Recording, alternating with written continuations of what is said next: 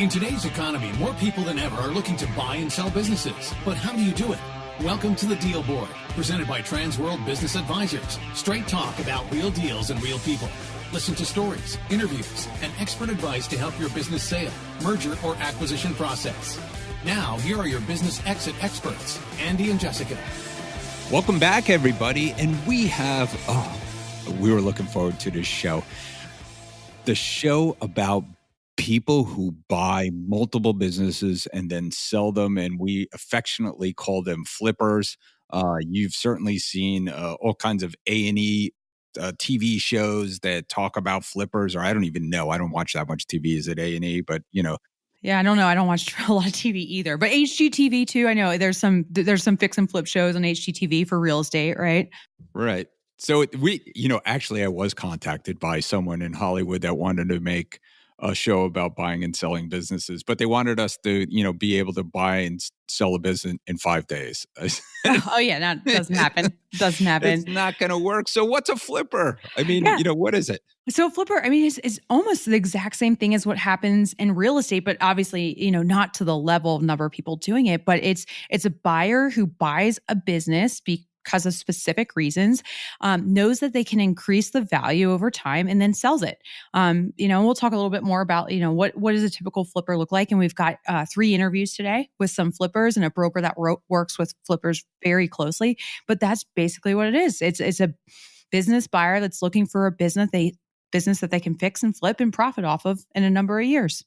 Yeah. And we've seen not many of these people. I mean, we have obviously great people that come to Transworld. And, Tom Jones is one of my interviews, and Tom's been with Transworld actually longer than I have. He taught me the business. He's an amazing broker, very calm, very, analytical, and knows how to help people in this process. And so he has a few flippers that he works with.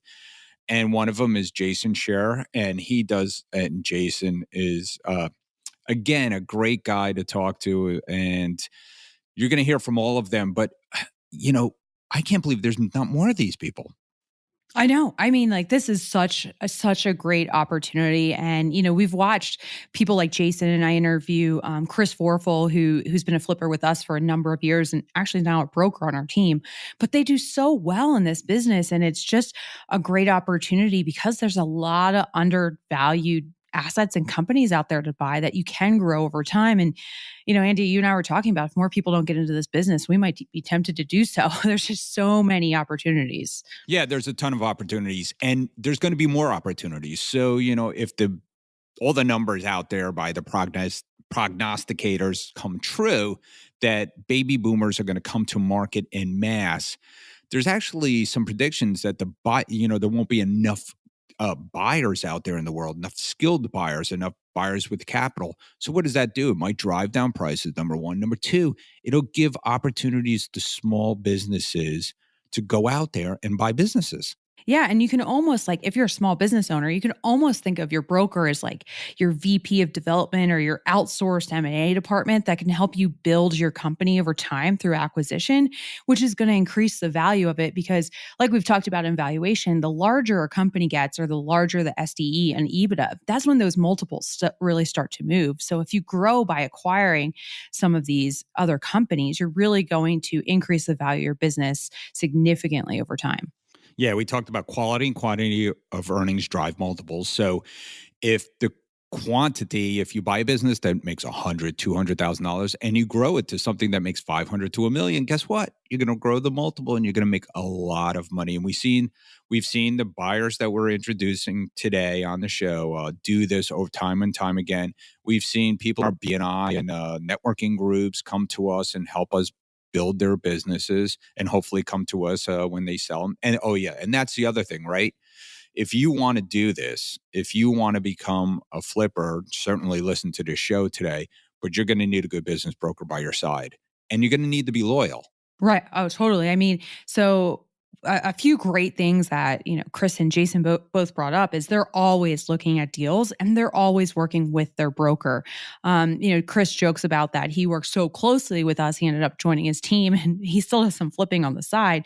But we talked to Chris pretty much on a monthly basis and he was always looking at our deals. And he said to me, you guys knew that my business was always for sale. So they talk a little bit about, what does flipping look like and how long do they hold a company? And it typical is about 3 to 5 years. But I think it was interesting that Chris brought up like his business was always for sale and he was always looking for the next investment as well. Yeah. And for the most part, I haven't seen these guys have any losers or very few. And, they kind of move on quickly or resell it and sell it to somebody else. And not that it's a bad business, it just didn't fit them. And so, Jason talks about the most important thing to him. It isn't even price. I know Chris talks about price a little bit, but Jason's like, it's not even price. It's about him bringing his talents to the business. I know. Chris talked about the same thing. How can they increase the value? And it's almost like, it's funny when you say that, Andy, it's almost a different mindset, right? When they're looking at buying and selling businesses, they're looking at them as financial assets. They're not looking at the business as their baby or something that they're going to spend their entire life doing. They're looking at it as a financial asset. And when it no longer fits them, they're going to sell it off. Yeah, or they've reached the financial capacity that they have, or their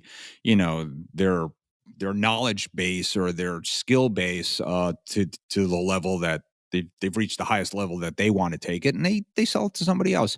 And again, they are opportunistic, and they're always kind of looking out there in the marketplace, and they're looking at businesses, and there's tons of businesses out there that we always say, and we've said this a lot.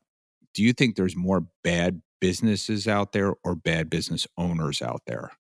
Very, very true. There's bad business owners. I'm not going to answer that I'll answer question. it. There's more bad business owners. So there's or not even bad business owners. Business owners that have lost their passion, business owners that have lost the financial capability, business owners that, don't have the energy anymore or the youth. And there's plenty of room for improvement in these businesses that aren't keeping up with technology. Yeah. And then there's the whole, we talk about that a lot of buyers are first time buyers. There's also a lot of business owners that get into business and realize they don't want to be entrepreneurs. So there's a ton of opportunities for acquisition. Yeah. So if you want to be a flipper, today's your day. Today you're going to listen to this. You're going to listen to this program and walk away and call up a Transworld Business Advisor, hopefully a Transworld Business Advisor, and you're going to become best friends with them because guess what? They get the first phone calls too, right? Yeah, they get the first phone calls as soon as we get a new deal in the market that we know is going to fit a flipper. That broker's calling that flipper and they're getting the first shot at it. And that's just kind of how it works in our business. Yeah, because they know they pay, they know they get a deal done, and they know they're serious. So it's all good. Just listen. It's a great show. So with that, let's get started. Yeah, let's get to it. Transworld Business Advisors is the world's largest business brokerage and mergers and acquisitions firm with over 500 brokers in nearly 200 offices worldwide. Transworld's team handles thousands of business sales every year. To be connected with a qualified business broker or learn more about the buying and selling process, visit tworld.com/the deal board or call 888-719-9098. Well, welcome back, everybody. And today, like we said, we're talking to people who are business fix and flippers.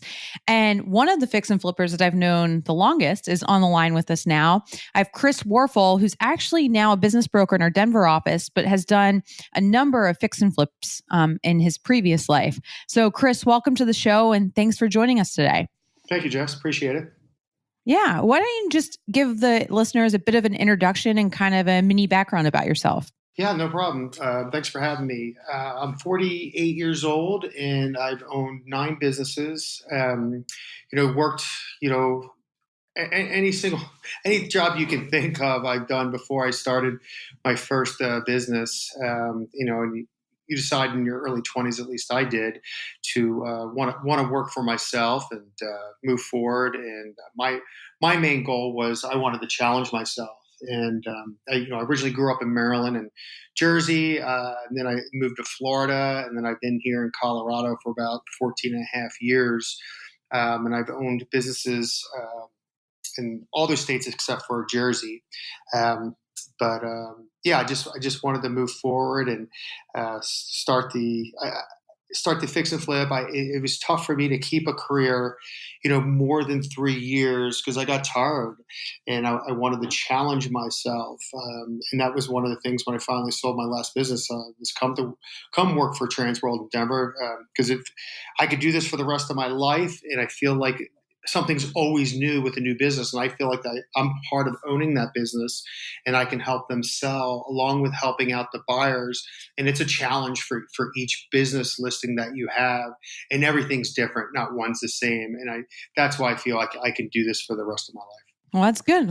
Awesome. And it kind of answered my first question, but great intro.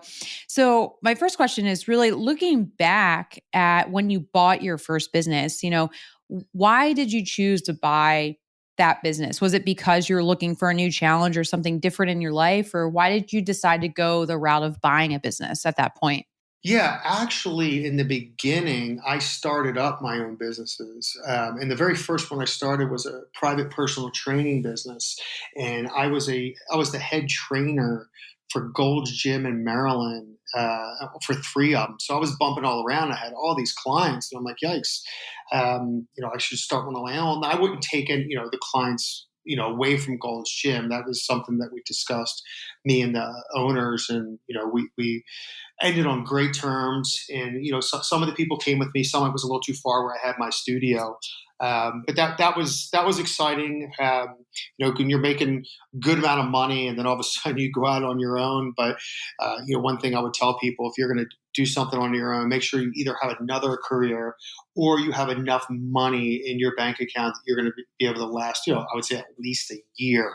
But that one was nice. And if I recall correctly, literally the second two, I started on my own as well too. And then, I bought, then I bought from there. So, but when I was looking, I don't know if I'm going too forward here or not. When I was looking to buy, I was looking to buy something that was not doing as well. And a lot of people don't like to do that. They want the cash flow. They want something to do really good. Well, I was looking for something that wasn't doing good because I had the confidence that I could build it up. And I always once again, like I said before, had something else going on.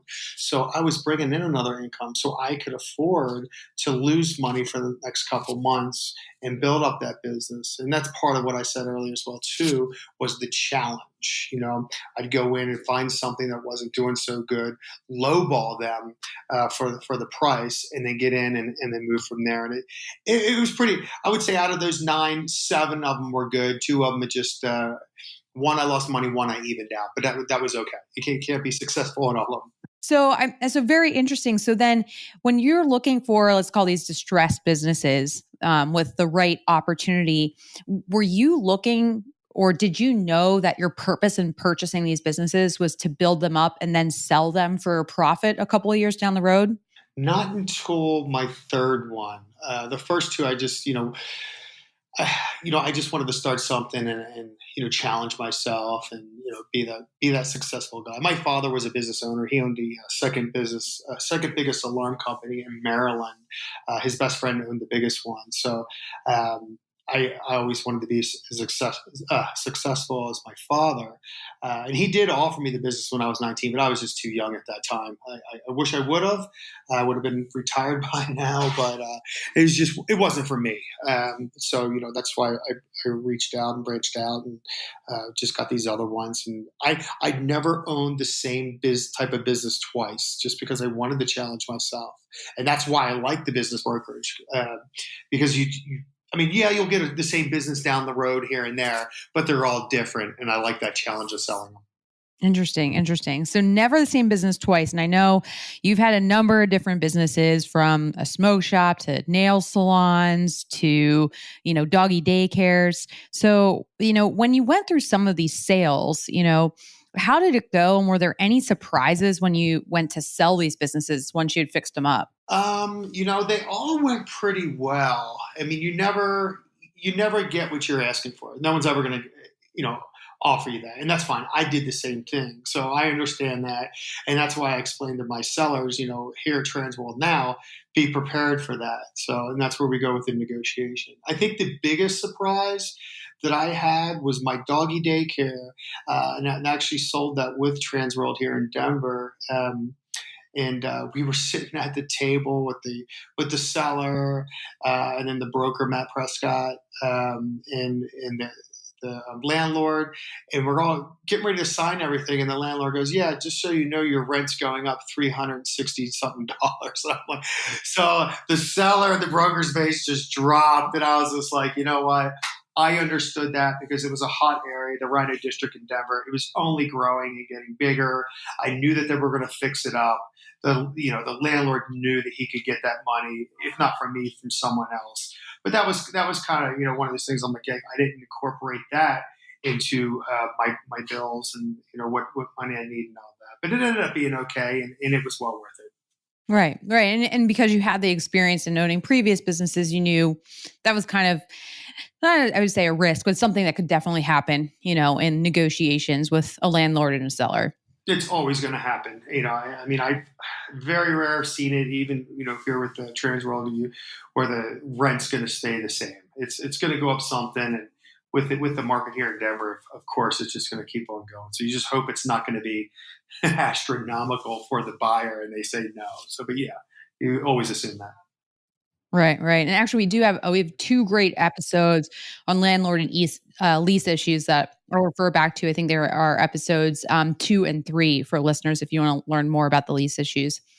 So, Chris, you've had a lot of great advice so far in this interview, but if there are people out there that are thinking about doing fix and flips, what would be some key pieces of advice that you would give them while they're looking at distressed businesses or maybe even profitable businesses that they're going to fix up and sell? Yeah, definitely.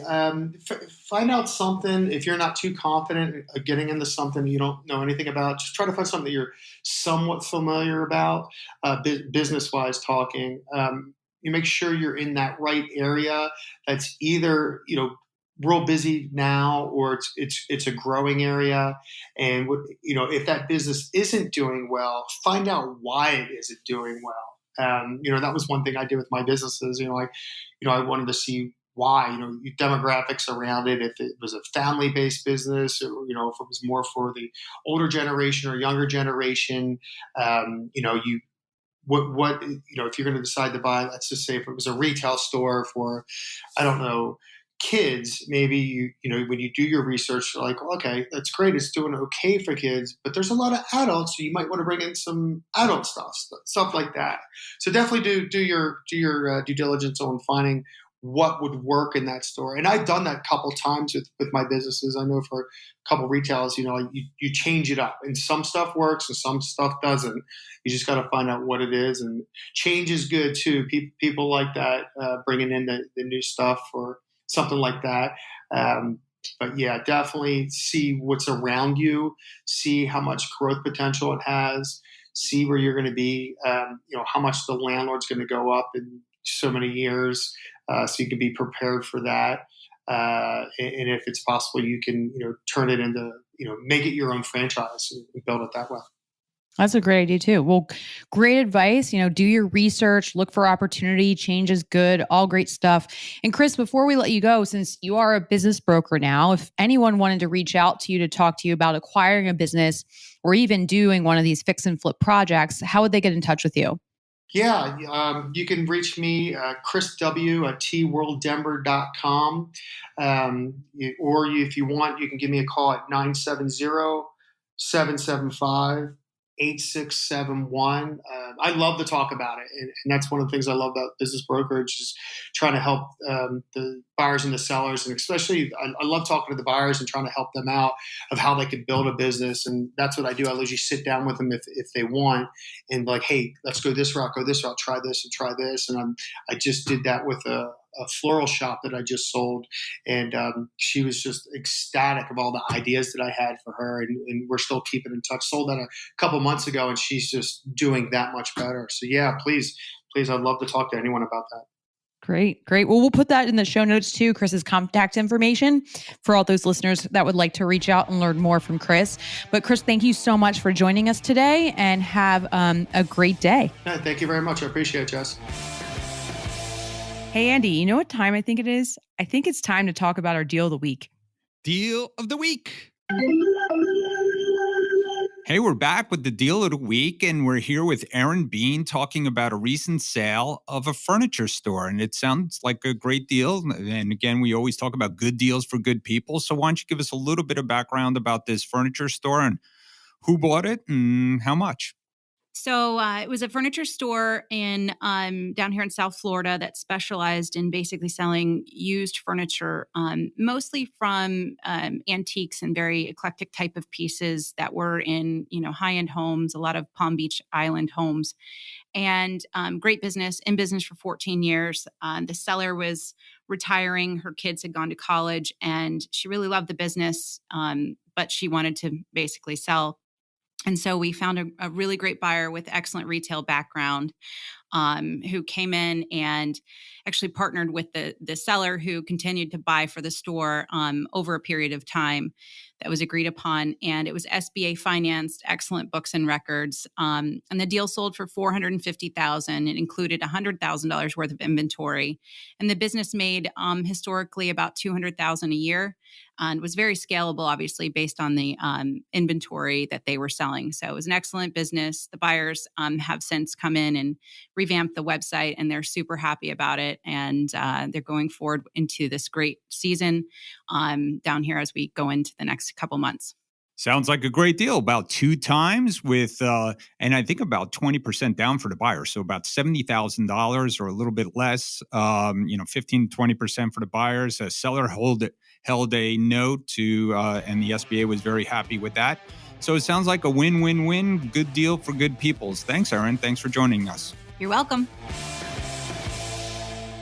Welcome back, everybody. And we are with Jason Scher, and he is from, he's bought several businesses from Transworld, one of Transworld's most favorite customers, of course. And obviously he keeps buying businesses from us, but he's one of those people that out there is an incredible entrepreneur, able to see value in businesses and able to build them and eventually sell them. So I just wanted to have a conversation with Jason today to talk about, his experiences and how he does things and why. And so, Jason, welcome to the show. Good morning. Nice to be here.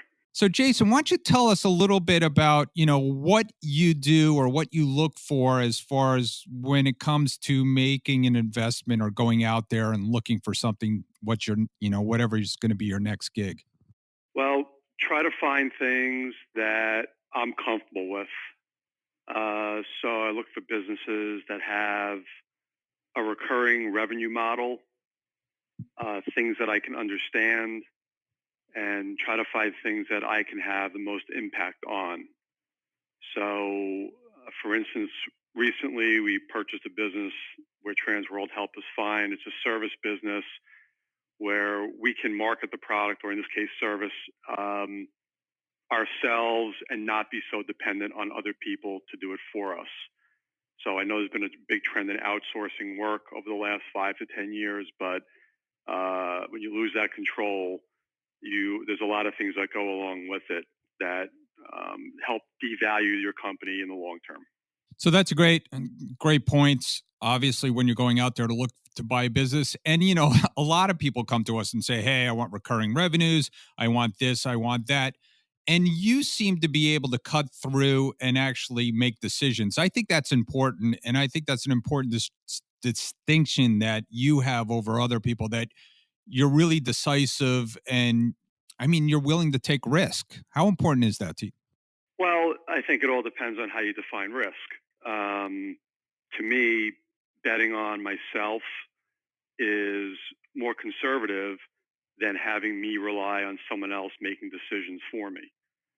So I think it's really the outlook, more so than just looking at it as, hey, I'm putting a pile of money into this thing. Can it work? You have to have a lot of confidence in yourself.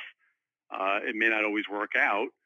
To date, it has, but there are going to be failures. You have to plan on the failures. But the question is if you do fail, you can't be afraid to fail, and you got to learn from those mistakes and move on and get them the next time. That's great. And so when you're, when you're in a deal and you're working it, do you try to maximize the profits, or are you trying to maximize the growth for the eventual exit, or is it somewhat of a balance? Yeah, I don't really look at when I do a deal and buying a business in the back of my mind, I have an exit strategy of how marketable will this business be in the future? But I go into it to buy a business to grow it. And if I grow it and do the right things, all the other elements will take care of themselves. I'll be able to sell it at obviously a higher valuation because I've grown the bottom line. Hopefully I can get multiple expansion because I've grown the business to a larger point, and you can get a higher multiple for businesses that make more money than less. But going into it, I think it's a mistake to go into buying a business with the idea that you're going to unwind it in 2 years or 5 years or whatever. I think you really have to just focus on the business. Can you grow it? Does it have the qualities that you look for? And then if that's the case and you're successful with it, all those other factors upon sale will take care of themselves. That's great. And you talked about valuation a little bit, and that's absolutely right. I've preached that the quality and quantity of the earnings drive multiples. So as the quality of earnings, i.e. recurring, that's very high quality. And then the quantity, as things get toward $1 million, the multiples go up. And you seem to do a good job with that. So how price sensitive are you going into it, or are other factors more important than price? Yeah, I'm really not focused on price. I'm really focused on the ability to grow.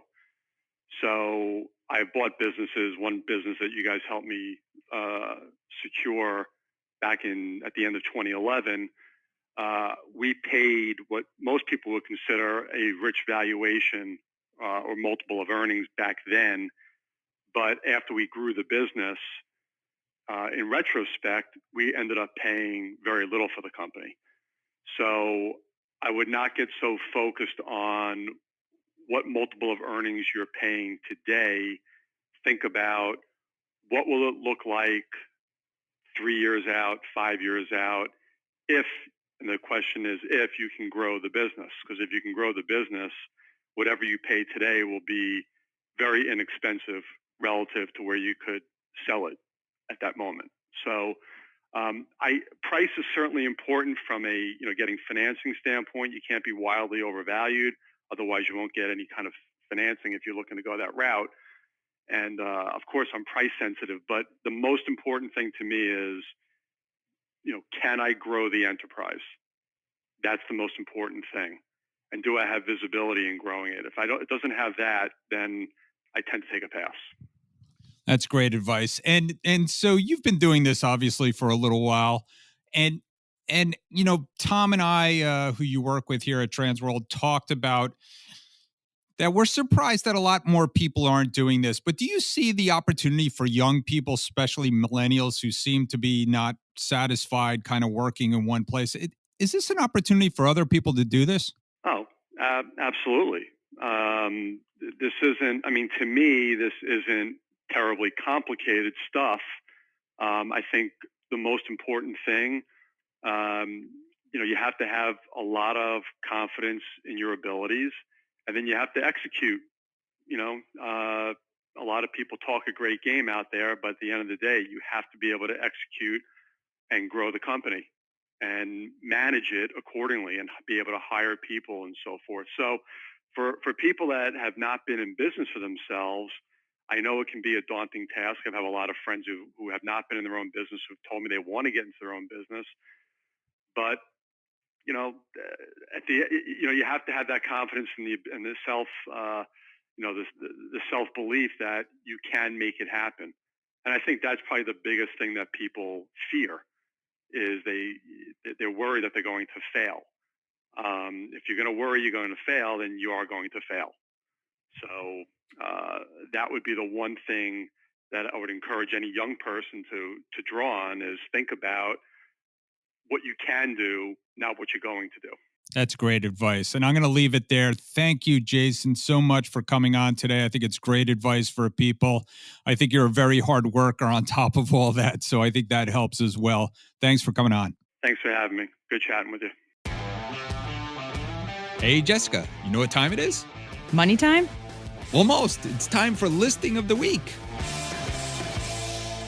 Hey, welcome back. And we're here with Listing of the Week. And we have Robert Curtis from Transworld of Center City, Philadelphia, and with the city of brotherly love. And we're really happy to have you on. And we're here to talk about a lovely deal of the week. Listing of the week. It's a great listing of the week. And Robert, why don't you tell us a little bit about this company that someone can buy and really expand? Well, sure. And I am hoping it will be a deal of the week pretty soon. This is a niche gift registry and retail store that started about 25 years ago in Center City. They've built a wonderful reputation in the city. Then about 17 years ago, they started an online presence. At this point, about 50% of the business is retail, 50% is from the online. And they have an excellent national reputation in their online presence. Where I see the strength and the future of the business is there's always an expense with a retail establishment, the rent, the staffing, the maintaining of stock or inventory. But with the online, a lot of it is drop shipping. You don't have those expenses. And because it is a niche business, there's a lot of room for expansion, and they can strongly compete against the mass retailers like the Amazons, the Evines, even the eBays and the rest. It's not that difficult a business to learn.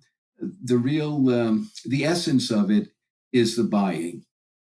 Somebody who has an interest in finding what's the next new thing, what's something of interest to the kind of customers that this website attracts.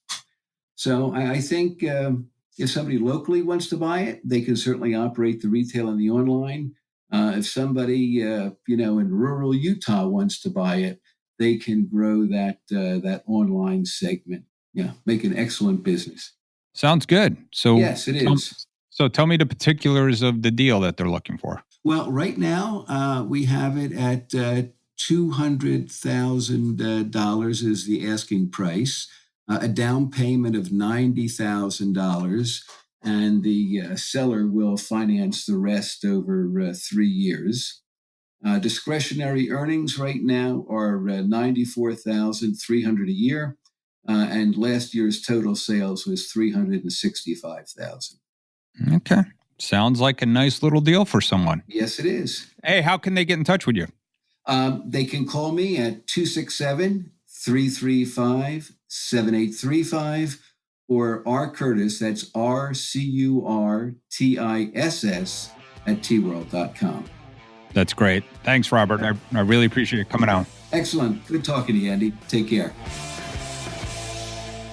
Hey, we're back, and I want to welcome a very special guest, longtime partner, Tom Jones, who's been with the company for 25 years. He's cringing because it's been a long time. I think we stopped counting. But Tom is an expert in the business. He's worked with thousands of buyers and sellers over the years, and he has some people that have bought from him multiple times, and that's today's subject. We're talking about people who buy and flip, or flippers, or people who buy, hold, and then sell businesses. And so we just want to kind of dive into the subject a little bit and talk to like one of the preeminent experts in the country. So Tom, number one, welcome. And, first off, are flippers different than other buyers, and how? Well, thanks for having me, Andy. I appreciate the opportunity to share in the show with you and share some of the knowledge and experience I've had over the years. To answer your question, I think flippers are different from other buyers. They have different types of goals and objectives.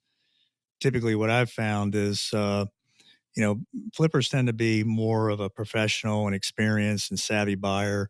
They've been through the process before. They know how to identify weaknesses and correct them. They also know how to identify potential in a business, and they know how to exploit that and grow a business. Flippers tend to have a little shorter horizon than a typical buyer. They typically want to be in and out of a deal and make a profit and move on to the next opportunity.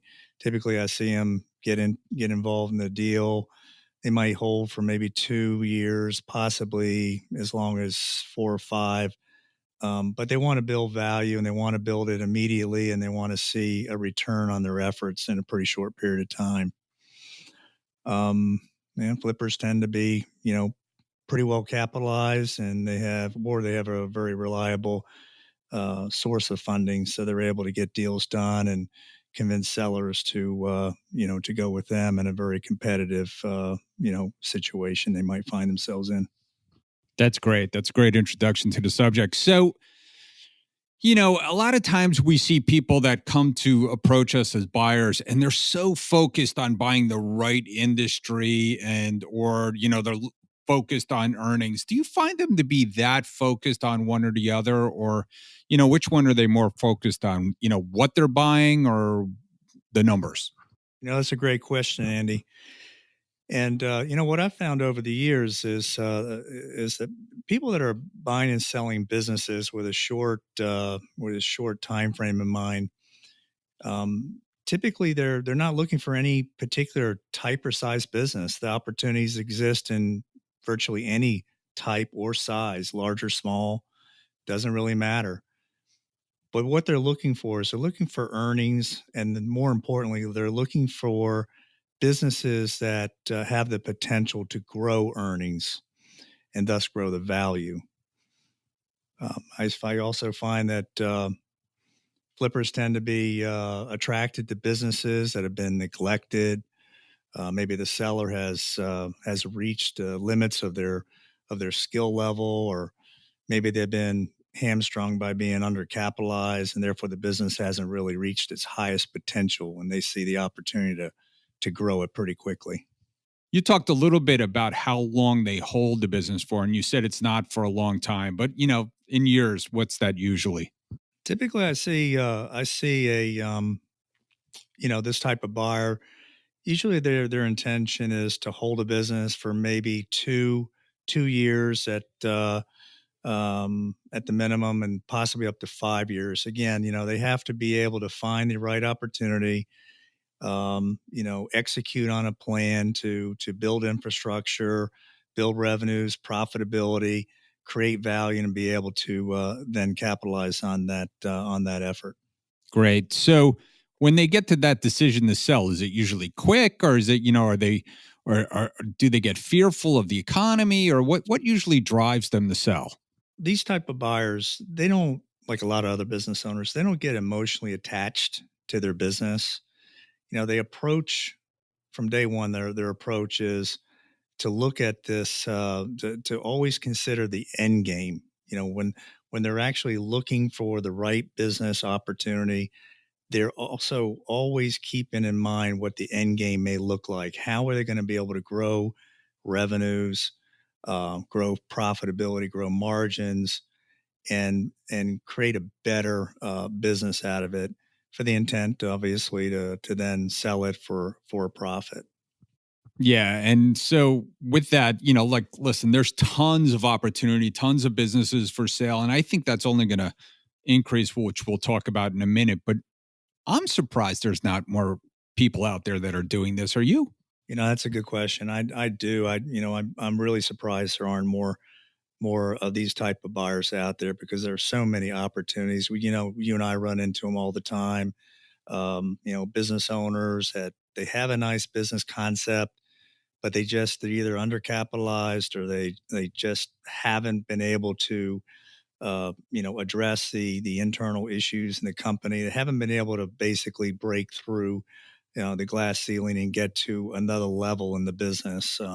Sometimes they're undercapitalized. Sometimes they just don't have the ability to do it, but yet they have a good product, they have a good service. And a buyer can bring additional experience and they can really turn what is really an underperforming business into something that's exceptional. Yeah, so that does sum that up. I mean, I think there's plenty of opportunity. So let's talk about that. So what do you think the future holds? I mean, the economy's kind of hot right now and baby boomers are getting old. What do you think the opportunity is? Is there room for more people like this? Well, I think there's a tremendous opportunity in the next 2 to 5 years, and with the baby boomers retiring and exiting their businesses, a lot of them have become complacent over the years. They get very comfortable with their with the income they're earning. They're not looking to grow their business in the last 5 years or so, and there's a lot of opportunity for younger, more ambitious, motivated, and savvy people to take advantage of these situations, buy these companies, grow them, and sell them.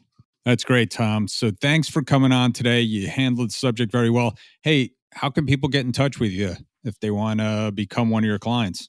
Thanks, Andy. I could be reached direct at my office at 754-224-3111. If anybody has any questions or they need any help with anything, be more than happy to help. Thanks for tuning into our show today. If you like the podcast, don't forget to subscribe through your favorite podcasting app and leave us a review. If you have questions or suggestions for the show, visit us at tworld/thedealboard or email us at thedealboard@tworld.com.